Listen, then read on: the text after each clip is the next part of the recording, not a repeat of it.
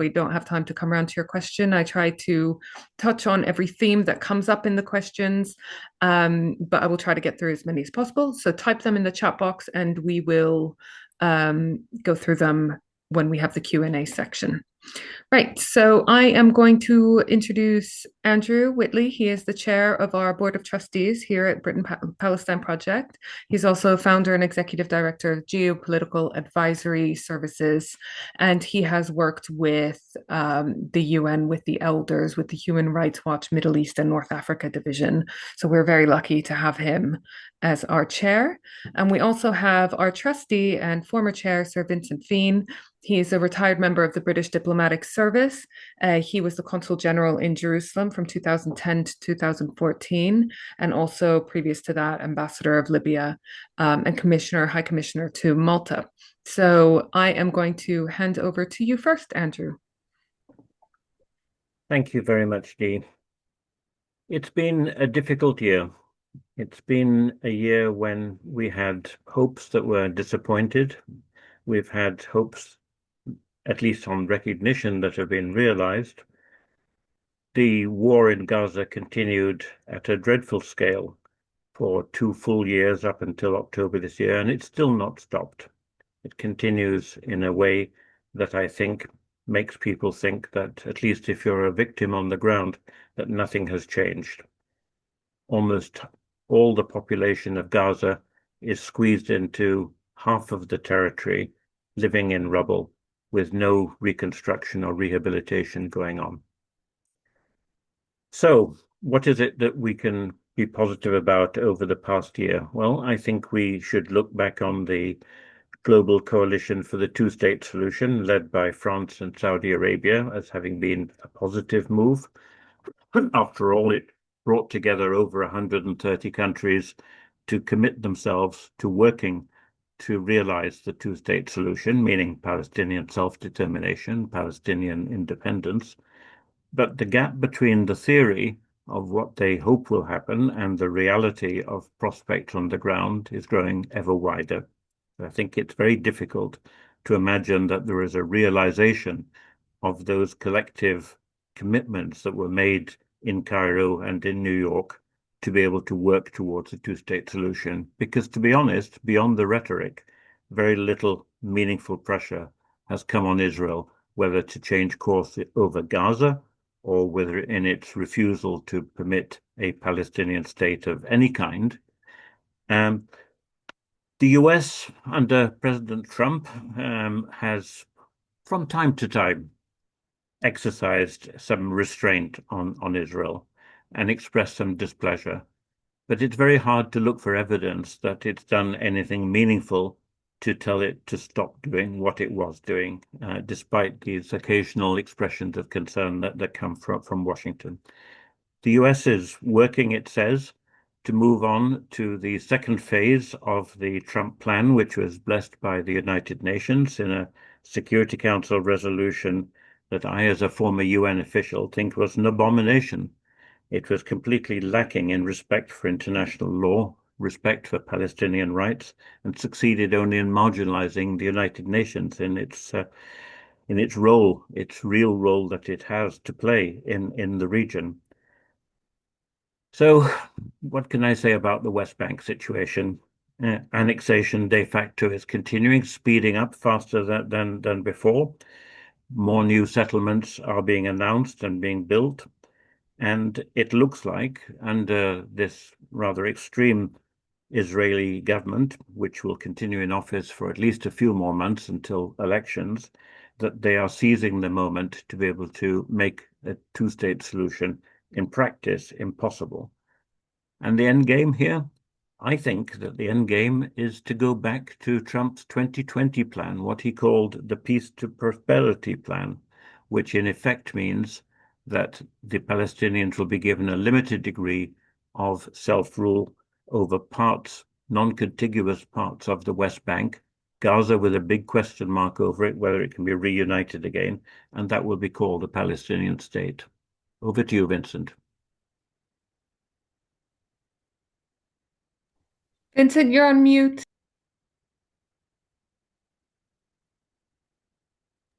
Thank you very much. Thank you, Andrew. It is a bleak prospect and a bleak 2 years. I'd like to focus first on what our charity, the Palestine Project, achieved in the last year. We were not alone, but we persisted, a key word, persisted, on the subject of recognition of the state of Palestine by our government, and we got there. Now our task is to change the mindset of people in our government that it cannot be business as usual with either state, with Israel or with Palestine, for as long as there is genocide in Gaza, apartheid and ethnic cleansing by violent settlers, aided and abetted by the Israeli army in the West Bank. We held a strong conference on the 8th of May this year entitled The Rule of Law, the Route to a Better Future for Palestinians and Israelis. We came out with some action points, some pressure points to pursue. A ceasefire, which has occurred, but as you said, Andrew, is not a real one. It seems to be very one-sided at the moment, with the killing a few days ago of a Hamas leader in Gaza with 3 other people. And other Gazans are dying by the day still of hunger, famine, flood, children born into that. We said recognize Palestine, that's done, but it's not enough. Uphold international law and end impunity. Well, our government came into office saying that it would uphold international law. I believe that the Starmer government would, if Netanyahu landed at Heathrow tomorrow, end up imprisoning him on an ICC warrant. It's not quite clear, but I think they might. We said suspend arms transfers and end UK complicity in war crimes. In September of 2024, this government did a partial suspension of arms transfers, but military to military cooperation between Israel and the UK continued and continues. We asked for a reset of UK foreign policy to focus on equal rights and regional diplomacy. What Andrew mentioned, the French-Saudi cooperation widened, I would say, to the global south, the Arab world, and Europe as a counterbalance to the very unpredictable Trump. A highlights document of that conference is now available and will go by email to all our supporters in the coming days. It's important, I think, to take a hard-headed look at where the power and the influence are. The UK always says at government level that there is little we can do. I think we are stronger and more influential than we let on. And there's a kind of self-denying ordinance, an avoidance of risk of offending Trump, risk of Israeli retaliation, risk of isolation if we were to give a lead. We have a strong, as a government, preference for talking to the French, the Italians, and the Germans. Of those 4, 2 recognizers and 2 non-recognizers. And we talk less to Norway, Spain, South Africa, Ireland, countries that have moved, particularly in the global south, South Africa. I'd like to say a brief word about Christians in Palestine. We're in Advent, the season of preparation for the birth of Christ. The occupation makes no distinction between Muslims, Christians, and people of no faith. In July of 2024, the ICJ, the International Court of Justice, deemed the occupation to be unlawful. I would go further. You described something as an abomination, Andrew. I would call the occupation evil. Evil certainly for the occupied, and dehumanizing, making cynical those who impose it. A couple of examples. Taibe is a Christian village in the West Bank, famous for its beer. Christian village, therefore beer. And in Shepherd's Fields, we know the Christmas carol about shepherds watching their flocks by night. Well, that was in Shepherd's Fields, just outside Bethlehem. Taibe has been invaded twice by settlers. Shepherd's Fields, there is a new settlement outpost, which one of our loyal supporters, Celia Adams, has highlighted. And that outpost is illegal under Israeli law and an international law. But who's going to make it go away? Who's going to stop it? Can we rely on Trump? Can we rely on our own churches to make a stand and to speak truth to power in that regard? Here I will commend a charity called Friends of the Holy Land, which is apolitical. I would describe our charity as educational advocacy into politics. But Friends of the Holy Land is apolitical, but it does try to keep Christians where they were born, in East Jerusalem, in Nazareth, in Bethlehem. And the Archbishop of York, Anglican Archbishop of York, has spoken very strongly after a recent visit when he was twice harassed on his program of visits to the West Bank by settlers and told by the Israeli police, it's best that you leave because the police are not willing or able to protect even visitors, never mind the Palestinians themselves. Last remark on the future, and then over to you, Andrew, again for a conversation. We will continue our educational work led by Mike Scott Bowman in schools and teacher training. We'll continue our advocacy, including the parliamentary work that we are involved in with an organization called the Palestine-Israel Coordination Network, where we work closely with partners like CABU and the European Council on Foreign Relations. We will bring together British and Irish parliamentarians with a focus on banning trade with settlements, goods and services, including insurance and banking and the Airbnb hotels and accommodation in the West Bank, which is in settlements. We'll be asking you, our supporters, in January to write to your MP supporting a complete ban on settlement trade and putting the onus on Israel to prove that the stuff is not coming from settlements. And I'll end with the words, persistence pays. I talked to an MP earlier this week who said, our government thinks that the convoy has moved on and that it doesn't need to do more now on Israel-Palestine in terms of action as against words. Well, the convoy hasn't moved on. The situation is worsening. It's worse in Gaza, although the ceasefire semi-holds, but the flooding and the rain and the cold and the absence of medicine and food continue. And settler violence in the West Bank, as Andrew has said, is rampant. So we need to persist. We need to keep going. And I think with goodwill and the support of people on this call, we will. Vincent, you mentioned the ban on settlement trade, which I believe almost everyone on this call would agree should be a minimum starting point. I think it's worth saying that, pointing out to people, in case they're not aware of it, that the Co-op group, through its members, took a decision not to source goods from Israel and from the occupied territories at the request of its members. And I think that is something which demonstrates that a large organization can actually make a difference to people, and we should encourage others to do the same.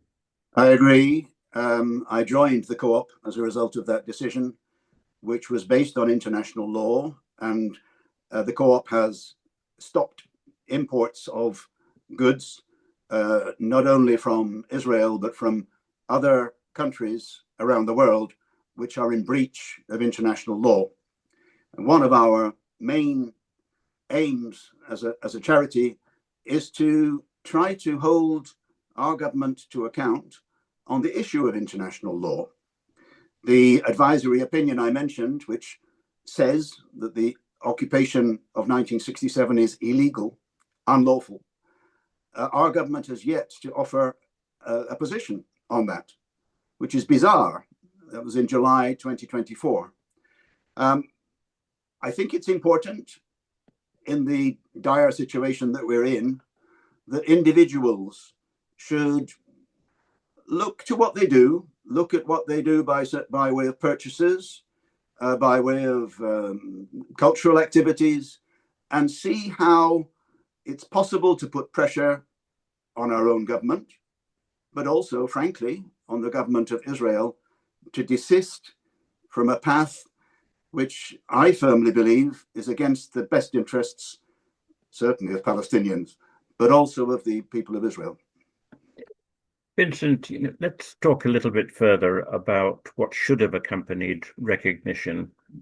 You've heard me speak in the past about the need for recognition to be accompanied by practical measures that underline the significance of the pre-1967 Green Line meant to be the border of a future Palestinian state, and which Israel has been busily erasing for decades.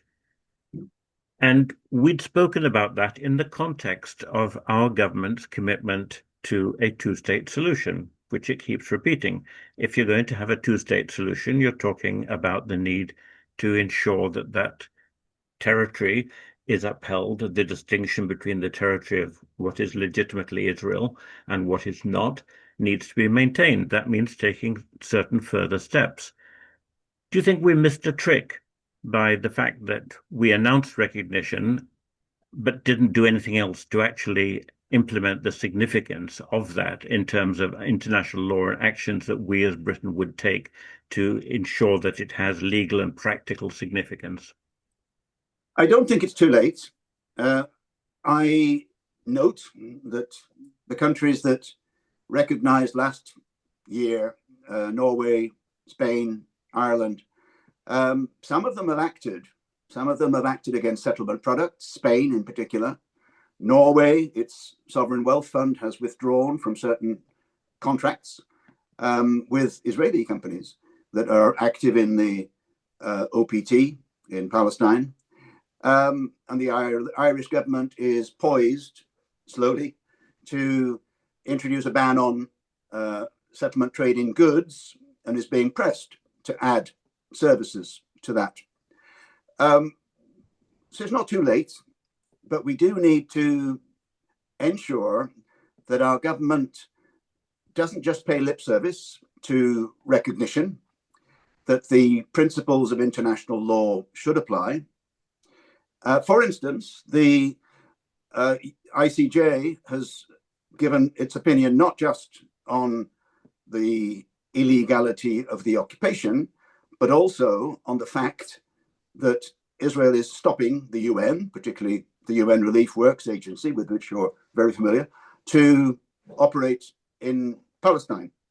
And its purpose is to operate in Palestine, Jordan, Lebanon, and Syria. So the Israeli government has tried for years to undermine UNRWA, as you well know, and it is now on the brink of success, sadly, because too many people believe that UNRWA equals Hamas, which it certainly does not. In my experience, there were two functioning entities in Gaza in my time, back in the 2010 to 14 time. One was Hamas and one was UNRWA. And they were not the same. UNRWA was doing its best, as it still is doing its best in dire circumstances in Gaza, but to educate in a balanced way so that young people in Gaza see not so much both sides of the coin, but see the truth and are not radicalized. So UNRWA was and is a force for good. And there's one other element in which the ICJ has spoken, introducing interim measures against Israel as long ago, I think, as March or April of last year, following the accusation and the court case concerning genocide. Now, whether or not genocide is happening, and I believe it is, the court said Israel must supply food and medicines and what is needed for life to the people of Gaza. And blatantly that has failed to happen. And what is our government doing about that? I'm glad you mentioned UNRWA, obviously, and we won't spend all our time talking about it, but I think it's worth pointing out that just a few days ago, the UNRWA headquarters in East Jerusalem, in a historical twist in a former British police station, was seized forcibly by the Israeli security, and they hauled down the UN flag and hauled up an Israeli flag, a blatant challenge to UN privileges and immunities that it has anywhere in the world. This is only the latest example, of course. There have been many attacks on UN premises which have gone unchecked, unheeded. Surely there needs to be some form of retribution for states that do not respect the UN Charter, do not respect diplomatic immunities. You, as a former diplomat, must be outraged by this. I am, and I am a friend of UNRWA, a friend of the UN, a friend of Tom Fletcher, who's doing his best as the head of humanitarian action at the UN as an Under-Secretary General.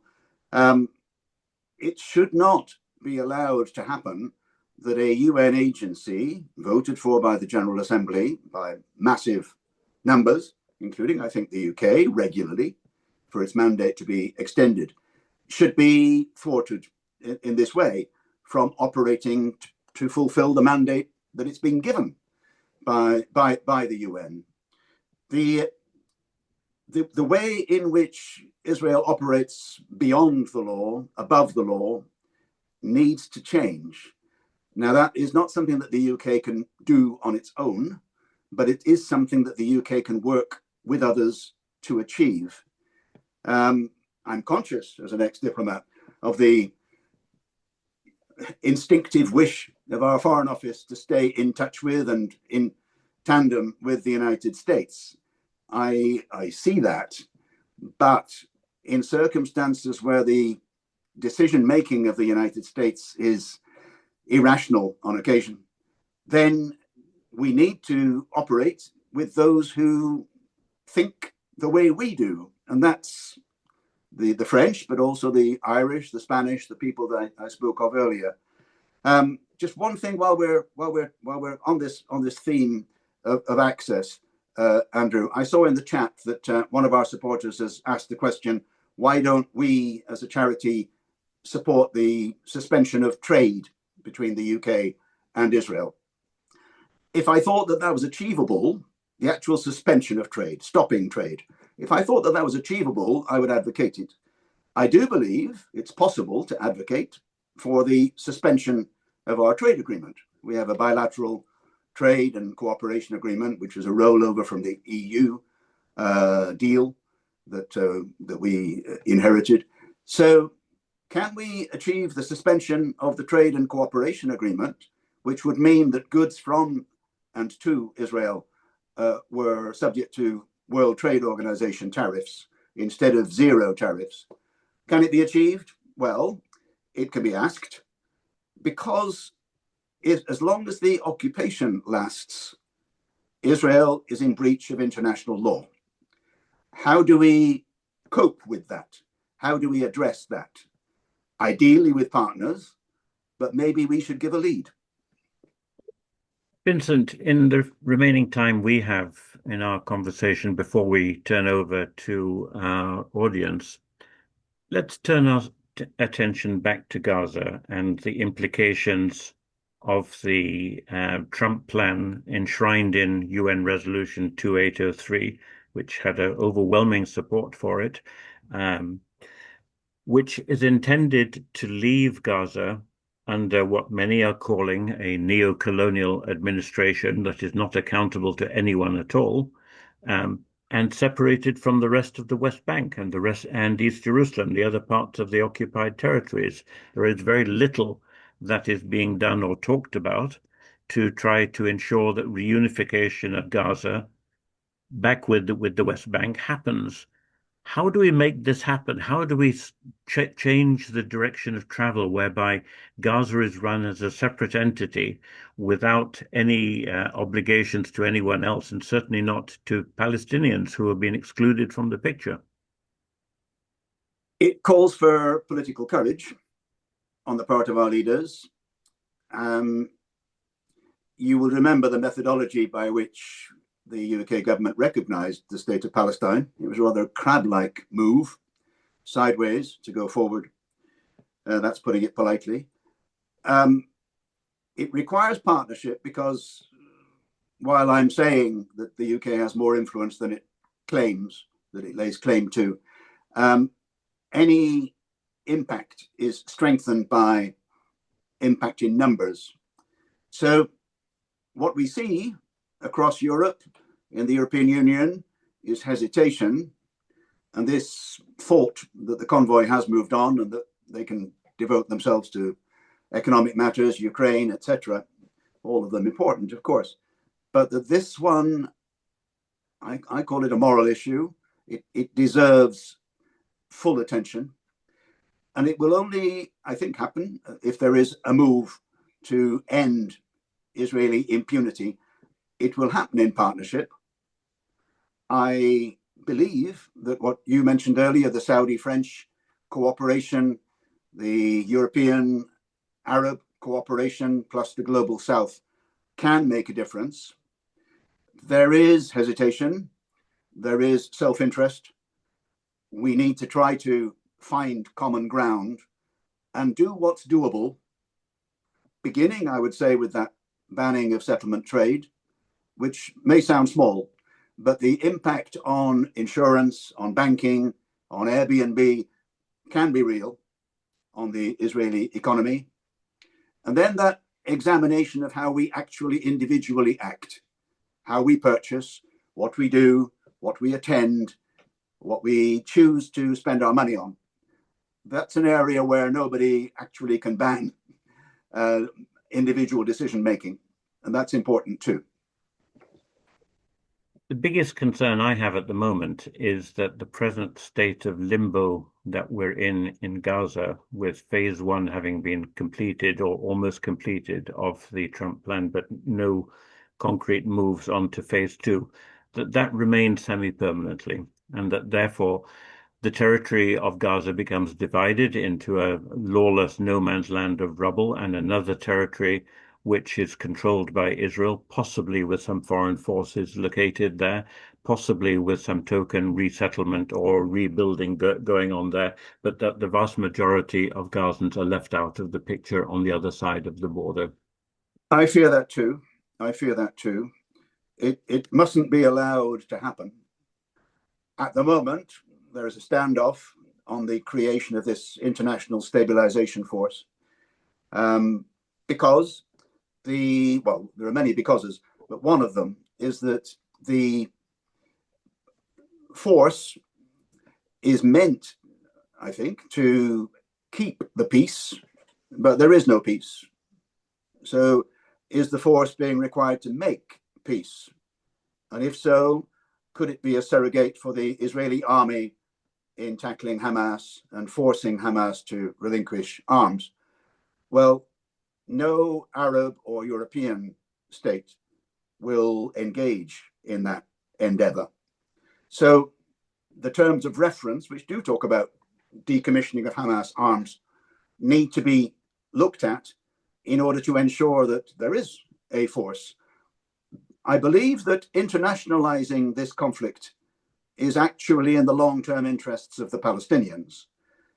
Having an international force in Gaza, ideally in the whole of Gaza, not just the bit one side of the yellow line, as they call it, is in the interests of a solution, because internationalizing it takes the issue back where it belongs, which is to the UN Security Council, weak as it may be, divided as it may be. When we left with our tail between our legs, Palestine in 1948, we handed this crisis to the United Nations. Perhaps one more thing to say on the past. before we go to Q&A. The film Palestine 36, we've seen, we commend. It shows very clearly that what Israel is practicing today in terms of breaches of international law, blowing up the houses of so-called terrorists, human shields in Gaza, administrative detention, which we internment internment without trial of children and adults in the West Bank and in Gaza, were learned by Israel from us, from the UK. The emergency regulations, which came in around the time of the Arab Revolt, 1936 to 39, which is the theme of Palestine 36, an excellent film. That legacy, British legacy, is still active and is being used to repress and oppress a people who don't deserve it. Thanks for mentioning Palestine 36, and I couldn't agree with you more about the need for an international force in the Palestinian territories, on both the West Bank as well as in Gaza. The question comes back to what are its rules of engagement? To whom does it report? Who is in charge of it? What's its mandate that it's supposed to be doing? Everything that we see about the International Stabilization Force is that it's going to be an American proxy, that it's a reason why the Americans don't put their own troops on the ground. It's going to be led by an American general operating from Israel and will in effect be a subcontractor for the IDF. Now, that is not what you and I are talking about, as the need for a genuine neutral monitors on the part of the international community, which must report to the UN. So I would like to put back on the table for discussion the need for a second UN resolution to amend some of the grave flaws that are in Resolution 2803 and make sure that actually it brings the responsibility back to the UN where it belongs, because what happened before is set a dreadful precedent. That Resolution 2803 is really one that gives the ability to the United States and a self-selecting group of individuals, not even countries, including possibly Tony Blair, to be the colonial administrators of Gaza. I agree that 2803 is full of holes. It's full of holes, and the holes can be filled by Israel. There is a veto for Israel in that resolution. The duration of the resolution till the end of 2027. Palestinian reform, without any definition, that Palestinian reform, Palestinian Authority reform, who's going to judge that? Who's going to say It's okay now for the Palestinian Authority to go back into Gaza when we know that Netanyahu doesn't want that? So can the UN Security Council wake up? Can it act in a lawful way based on precedent? I think the reason why 2803 happened, actually with the support of some of the Arab states and with the support of the Palestinian Authority, was the fear that if 2803 didn't happen, America would walk away from the UN altogether and just do it with Israel. And the idea of some degree of relationship, I agree, it's not a reporting relationship, it's not an obedience relationship with the UN Security Council, but something that we can point to and argue about may be better than nothing. I'm not sure. Well, on that note, I think we need to give a chance to our audience. There are lots of questions I've been seeing popping up in the chat, but let's turn back to Deanna, who's been monitoring this, and see if she can group some of them together. Yep, I can. I just want to say that Palestine 36, a film by Anne-Marie Jasser that you both mentioned, great film. We don't actually have anything to do with it. We've had a couple of questions about screenings and so forth. We are trying to arrange an online screening, but we've had some questions about reaching out to it to us to have it. We don't own it or have anything to do with it. We just think it's a great film. But we also had a comment from Jane Vernon, which I want to mention. An email went out this week, I believe, about the charity single Lullaby by Together for Palestine.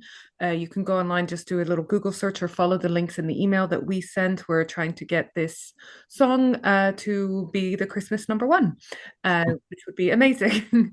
So, Jane Vernon, thank you for reminding me to mention that. So we've had quite a lot of questions about the trade ban. We had one question which you addressed, Vincent, about why we're not calling for a ban on trade with Israel as a whole, and you touched on that. But we've had a couple of questions about how the banning of the trade with the illegal settlements would actually logistically work. Who would be responsible for marking things as coming from the illegal settlements, checking that? Would it be the responsibility of Britain importing it, or Israel exporting it, or us as consumers? I don't know whether you've got any comments on that for us. Shall I go first, Andrew, quickly? Yes, yes, please. We have an expert in our ranks in the shape of Dr. Phyllis Starkey, a retired Labour MP who has followed the settlement issue very closely. Coming up in January, there will be a campaign by Oxfam, Save the Children, Christian Aid, and over 70 other NGOs, including our own Palestine Project, to explain and call for a total ban on settlement trade. Goods, services, insurance, banking. How? The message from Phyllis is that we should look to the statutory instrument of the Smuggling and Anti-Money Laundering Act of 2018, which has been used to penalize two of the Jewish supremacist ministers in Netanyahu's government, Smotrich and Ben-Gvir, to freeze their assets and so on, and bar them from the UK. It's also the means by which the UK government has penalized Russia for the invasion and occupation of Crimea and the Donbass in Ukraine. Now, if it's good enough to tackle Russia, it ought to be good enough to tackle the settlement project, which is the flagship project of the government of Israel. What I would like to see as an outcome is that the onus is put on the state exporting to prove that the goods and services are coming from what I call Green Line Israel, the pre-1967 war Israel. I think it ought to be the onus on the exporter to show that their goods are bona fide and that they are coming from the country that we have recognized, which is the state of Israel, not Palestine. At the moment, we have a labeling regime, which is voluntary, brought in 2009 under the Blair government, which is used to some extent by supermarkets to determine whether to buy settlement products or not. They're supposed to be labeled, but there is a lot of scope for cheating, and our rather hard-pressed HM Revenue and Customs Service does not give much person power to checking. So I would like to put the onus on Israel to prove a negative, to prove that the goods and services do not come from Palestine. No, you're right, Vincent, and the onus should be put on Israel, because you're certainly correct in observing that there is lots of scope for cheating, and people had commented about this in the past, of false labeling of where the goods really come from. I want to raise another aspect, though, of the same subject. It's the other side of the coin, and that's raising money in the UK that is going to fund settlements or settlement construction or settlement activities that further the settlement enterprise. As you know, Israel Bonds raises money in the United Kingdom, legitimately for Israel itself, but that money can also be used to support the Zionist organization's project. It is the World Zionist Organization working to be able to advance settlement building. And they have recently announced 28 more settlements were going to be legalized, which had been previously so-called illegal.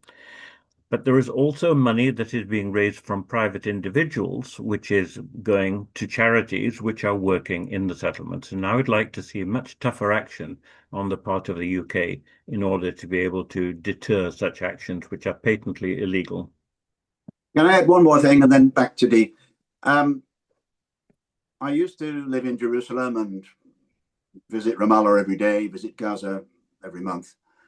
The settlers, in my opinion, are just as illegal as the buildings that they inhabit.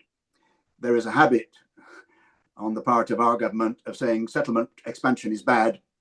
Settlers, we don't really talk about very much. The Palestinian people are subject to a visa regime coming to the UK. Israelis are not, unless they're coming here to study or work, but visitors are not. It seems to me to be equitable and more than desirable for those who live illegally on Palestinian soil to at least be subject to the same visa regime as the Palestinians themselves. That would mean creating a system devoted to the 750,000 settlers in East Jerusalem and the West Bank to emphasize the difference between Palestine and Israel. And while we're at it, dual nationals, British, Israeli dual nationals living in settlements shouldn't be there. They shouldn't be there. And our government ought to make it clear that they shouldn't be there, and there ought to be penalties if they stay. Thank you. I agree completely. Dee, back to you. Right. Kind of following up on that in terms of the imbalance. We've had some comments, for example, from Caroline Montague, late Countess Sandwich, and Soraya Boyd, and a few others, talking about this imbalance and requests on the two different people. For example, why is the obligation on the Palestinians to demilitarize not also imposed on Israel? And why are we seeing this imbalance in terms of the conditions in the latest plan, peace plan? Well, it's a fair comment. Of course it is. And I think the reason is, and it needs to be stated clearly, is that unfortunately Israeli security has been prioritized over Palestinian security for far too long. And we as a charity stand for equality of security for all peoples. Yeah, mutual security is one of our mantras. Andrew is right. I think that it's very tempting to produce a menu of actions that make us feel okay, but are not going to happen. My old job was to try to stay within what was politically doable and suggest actions by ministers that they could take. I do believe that it's possible to argue against military cooperation between the UK and Israel for as long as the genocide is continuing. At some stage, I don't know when, the International Court of Justice is going to take a decision. Is it genocide or is it not? At that point, let's say, as several senior law judges have said, that the decision of the ICJ is that genocide is happening. It's my belief. What will the UK government do? Why didn't it prevent it? Why didn't it work to prevent it? I'm sure that diplomats from the UK are busy telling Israel what to do and what not to do, but they're being ignored. What do we do when our wise counsel, our advice, our demands are ignored? And they have been ignored for 2 years. I want to answer a question that I've just seen pop up in the chat before going back to Dee. I was asked what are our opinions, what is our opinion on the organization standing together. I believe it's an excellent model of an organization that has full equality between Jews and Palestinians working together for peace and justice. This is a really good grassroots organization, and I wish there were more like it. Can I just add that our government has done something? On the 12th of March, there will be a conference in London of Israeli and Palestinian non-governmental organizations and a fund, a peace fund. Now, I'm not going to badmouth that before it happens, but what matters is that NGOs like the one that has just been mentioned, like Peace Now, like Breaking the Silence, like B'Tselem, should participate. And on the Palestinian side, if they are willing to do so, that genuine grassroots West Bank and Gaza NGOs should participate. Now, the Palestinians may not do so if it looks like a whitewash, if it looks like an attempt to produce money, which would go to both sides, in order to have hands across the barrier, across the wall. That's not the way to go.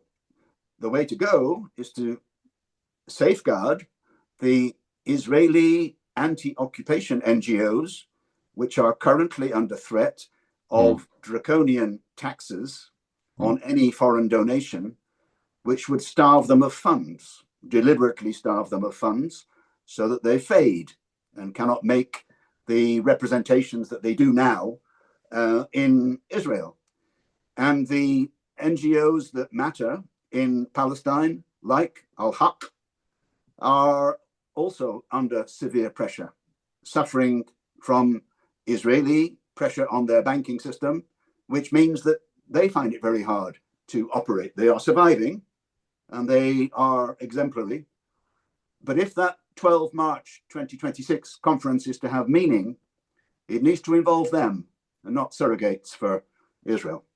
I completely agree. No, that's absolutely right. There have to be authentic organizations on both sides of the barrier, not hand-picked ones who are favorites of one government or another. So let's go back to the questions, Dee.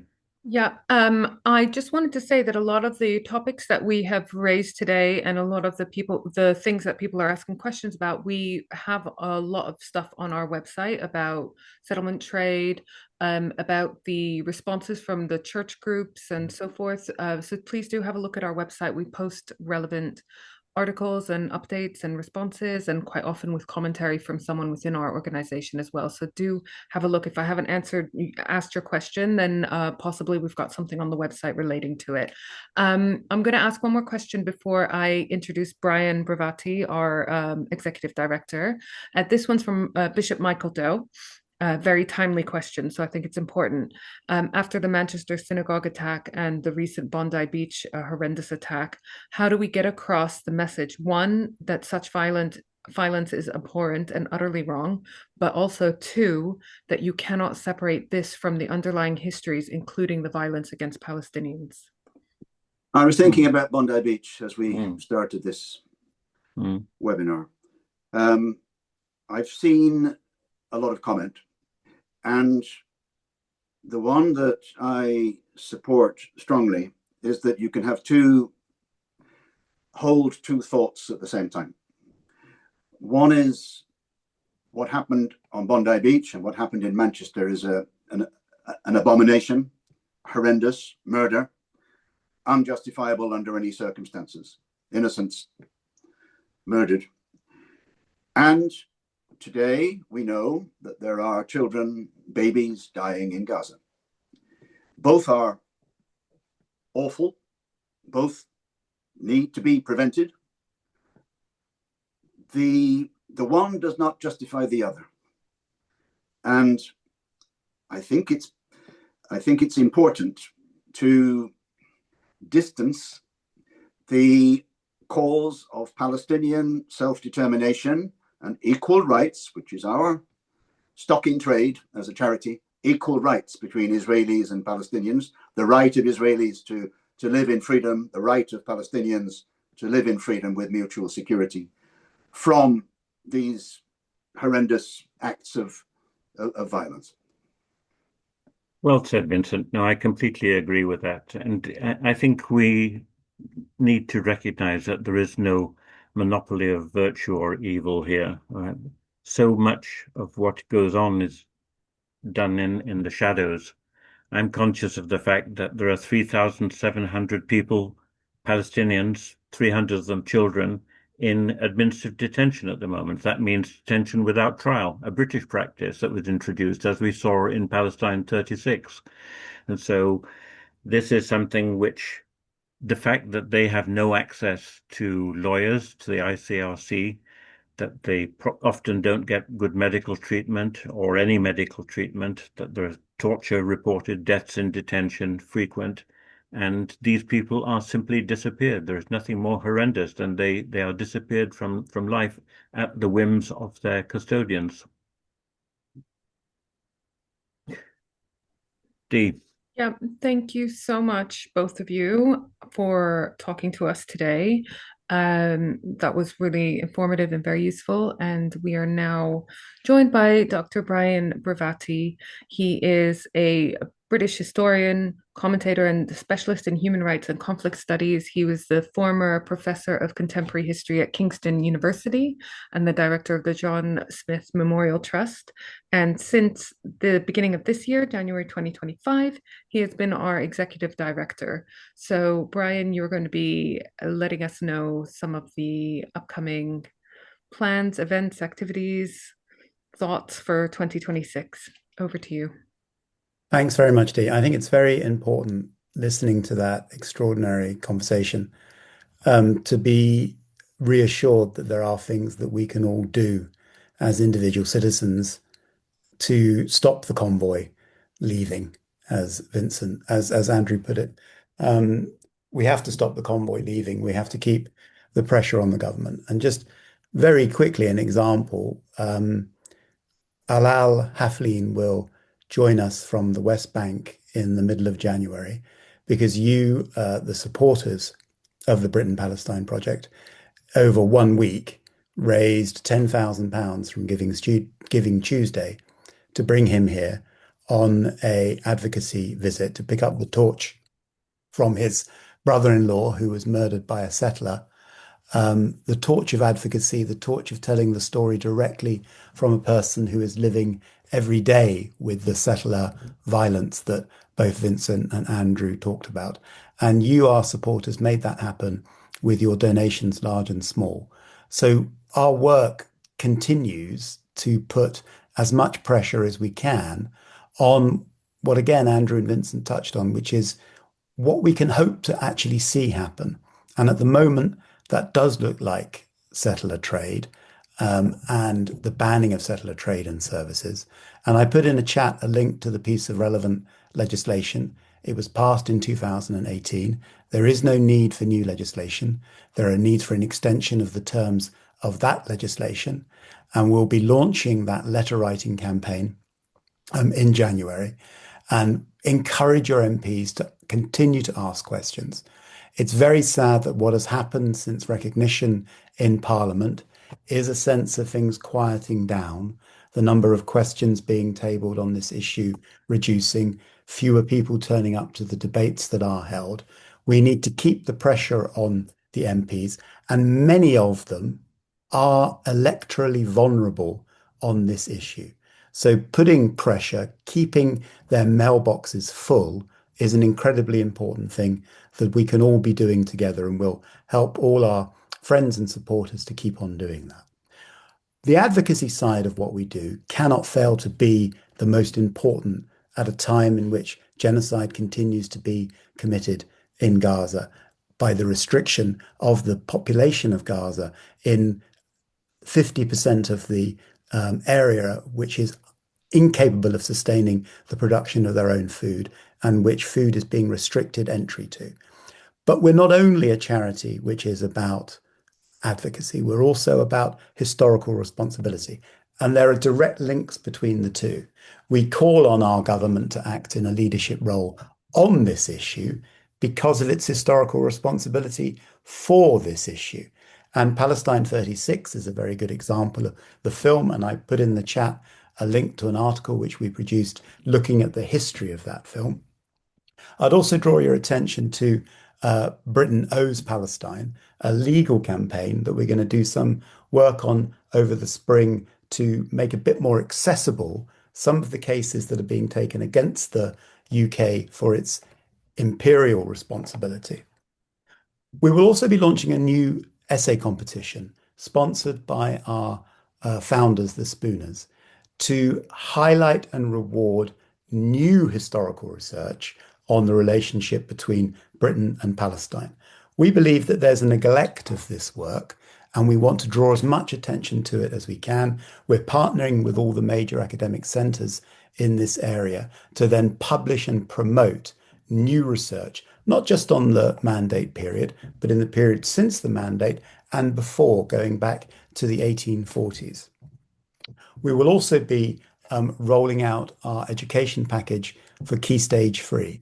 There's a unique opportunity in the UK education system at Key Stage Free for teachers to teach a topic, Britain in the world. Nothing else in the national curriculum is outside of British history as a compulsory subject except the Holocaust.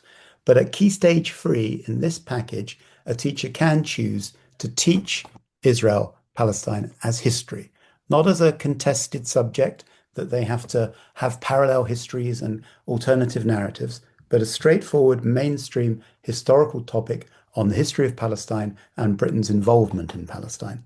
And that package of curriculum will be rolled out, we hope, over the spring in partnership with a number of schools.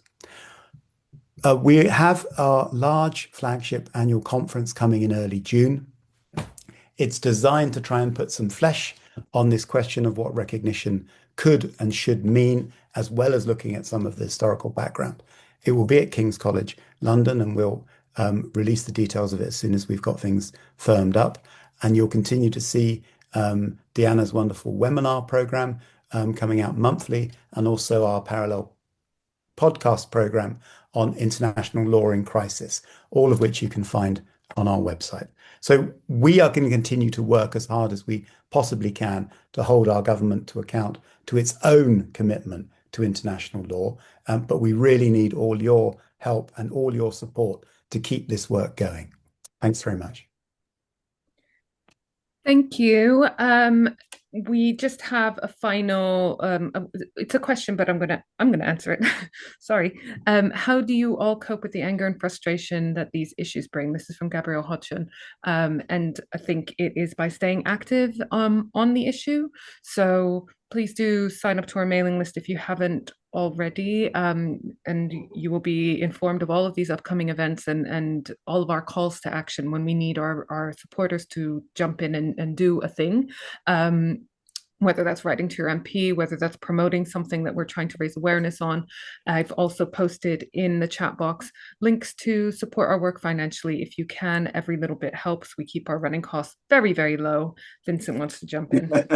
I'm just Brian. So does Brian. Well, several last words. I did see that Gillian Mosley, who's a strong supporter and member of our forum, who directed the film From the Nakba to Camp David. We have two films in our portfolio, so to speak, one from 1917 to 48 and one from 48 to around about 79. The two films taken together show what Britain did, particularly in the mandate period. But the second film, which is more up to date, by Gillian, deserves to be screened, and we are going to be taking both films, frankly, around the country in 2026. I want to answer the question of how do we keep going in the face of frustration with a very simple comment. It is that working collectively with others who are other like-minded people in a common endeavor is what makes us human. Thank you. And Brian, did you want to say your final words? You had your hands up. No, I was going to say the same thing that Vincent said. All right, fantastic. We also have a question about the date of the conference. It will be the beginning of June, and we're just firming up the date. So we will let everyone know as soon as we have that. I just want to thank everyone for coming along and speaking today, and for all the hard work that you are all doing within the Britain Palestine Project. And also, obviously, I want to thank everyone who's come along to listen to everyone talk today. Thank you so much for supporting us throughout the year, for coming along to the webinars. Please do continue sharing, liking, following, subscribing, all of the things, and we will see you all in the new year, which will hopefully be better than the last. See you all. Have a lovely evening. Bye.